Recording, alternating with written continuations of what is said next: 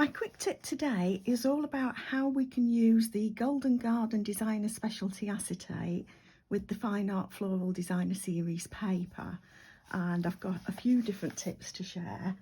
So the first one is about the fact that there are actually two different patterns of the DSP that go with the acetate, plus there is a third pattern of acetate, just turn that over, that's just got a repeating pattern throughout it. The repeating pattern will go with virtually anything, but we've got, like I say, we've got some special ones that go specifically with these two sheets of DSP. And the first tip I've got is really to cut the two pieces together. So I've already used up a lot of my matching acetate. You can see that this is the edge of this pattern, and I've got the acetate here that actually matches up completely with this piece of DSP. In the same way, I've got another pattern, this one here, that you can see that matches with this pattern. So first tip is to cut your DSP and acetate together so that you can make sure they match as closely as possible. So I've used the open piece of the DSP pattern, actually that section there, for this card. And here's tip number 2. It's not that obvious, but there is actually a protective film on this, and it's actually so well done that you might not even notice it's there. So tip number 1 is keep just pulling at a corner until you get it going, as I have done here.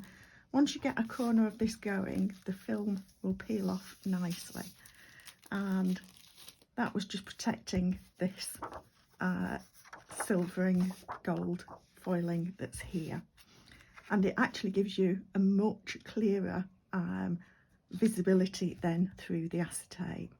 So finally, tip number 3 is about how to adhere it to the paper. I've already prepared my sentiment that I'm going to use here, and what I'm going to do is just lay the acetate over the top of my DSP. I'm going to add my dots, my dimensionals. Let's open a new pack. So we'll add dimensionals to the back of our sentiment panel, and I like to get them in the corners and then one in the centre to make sure we've got a nice support to the centre. It's not going to bow. And then, keeping the acetate in place, I'll get that centred on my card, just where I want it, and press that into place. Now I'm going to turn that over, and I'm going to use my tear and tape, and now we know where we can hide our adhesive. So I'm just going to pop some pieces of tear and tape, and I'll use a reasonable amount because it's not actually going to be secured at the bottom edge at all. Because it's acetate, it tends to cling a little bit anyway. So because there's no layer between the acetate and the DSP, I don't feel the need to have anything anchoring it down at the bottom. If you did want to, then you could have chosen to pop some ribbon behind at the bottom and hide the adhesive behind the ribbon. So what I've done is get it lined up at the bottom, lined up at the edges, and lay it down. And that then is fully anchored and won't drop off. So that's one example, because we've got, like I say, 3 different patterns of acetate, and this is one that I've done and shared already on my blog. So I hope that's helpful to you.